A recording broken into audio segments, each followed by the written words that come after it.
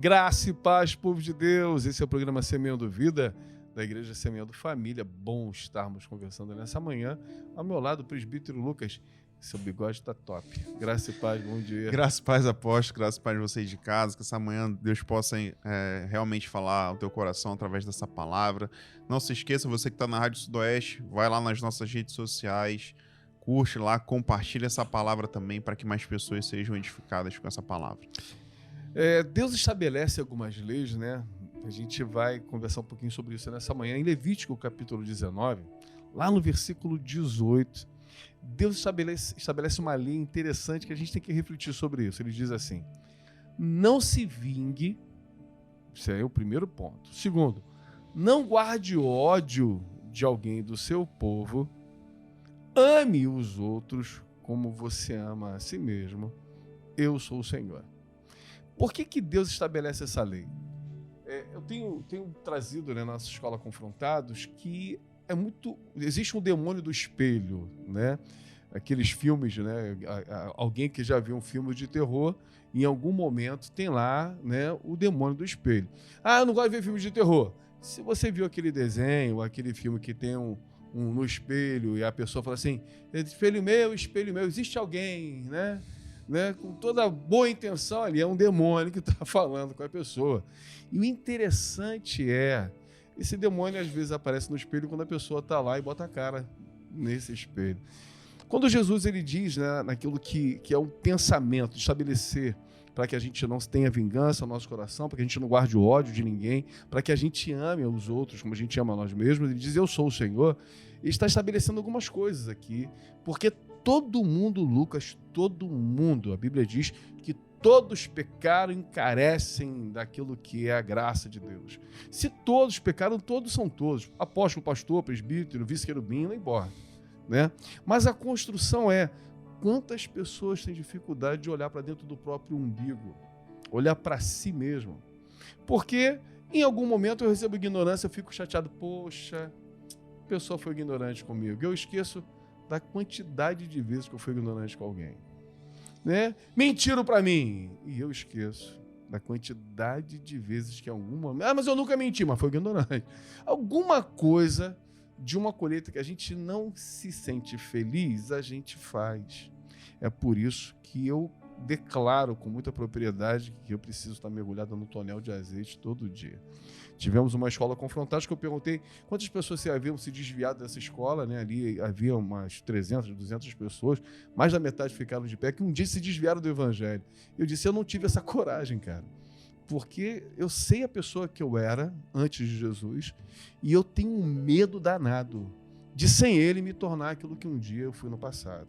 Então eu preciso estar mergulhado no tonel de azeite, jejum, oração, Bíblia, porque eu sei que existe o mal dentro da gente. Tem um demônio no espelho, não quero que ele apareça, mas tem muitas pessoas que querem e aceitam, né, que esses demônios do espelho comandem a vida. Então maquinam o mal, fazem fofoca, tratam mal o outro, desprezam, não procura mais quando fica entristecido, e a gente vai vendo que algumas construções daquilo que o Senhor estabelece desde o início do Evangelho até hoje, de não se vingar, de não guardar ódio, de amar, não cabe para algumas lideranças, para alguns pastores, para alguns membros de igreja, e isso é muito sério. Apóstolo, a nossa classificação dos pecados, né? O que eu quero dizer com isso? A gente classificou. Não, tem pecados que a gente não aceita, mas tem pecados que a gente aceita. Vamos relevar isso. Vamos relevar. E aí isso tem criado um problemaço, né, dentro da nossa própria cabeça. Né? E eu vendo, a minha esposa vendo um dia desse, alguém perguntando se tatuagem era pecado. Aí, rapaz, fofocar também é pecado e ninguém tá perguntando. Mentir é pecado, ninguém tá perguntando.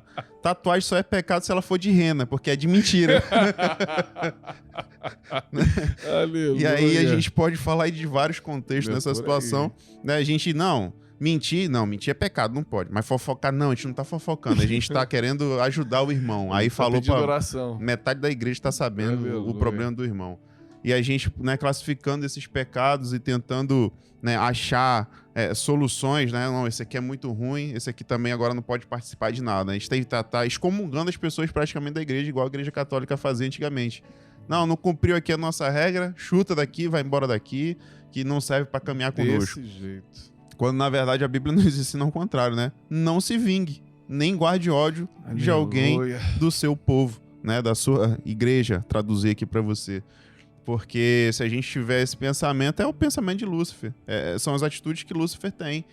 E aí a gente nunca vai, apóstolo, né, conseguir ser uma igreja que vai alcançar as vidas verdadeiramente. Porque sempre vai ter um grupinho da fofoca, vai ter o grupinho da mentira, vai ter o grupinho que quando sai da igreja vai pra balada.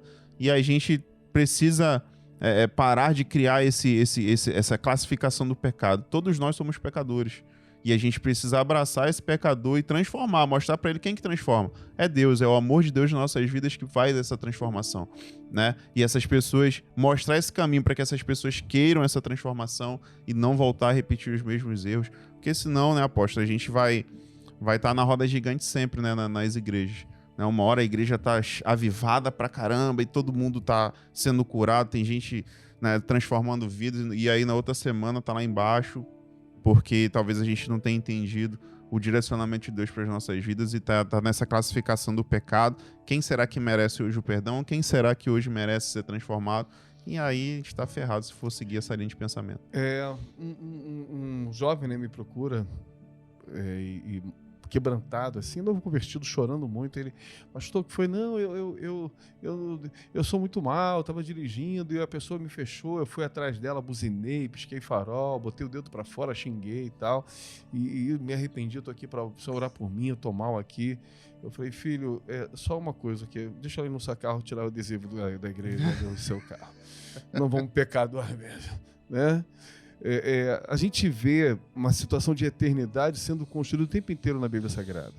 Em Mateus 18, versículo 21, quando Pedro pergunta para Jesus quantas vezes, né, meu irmão pecar eu tenho que perdoar, e Jesus fala não apenas 7, mas 70 vezes 7, ele está falando de eternidade.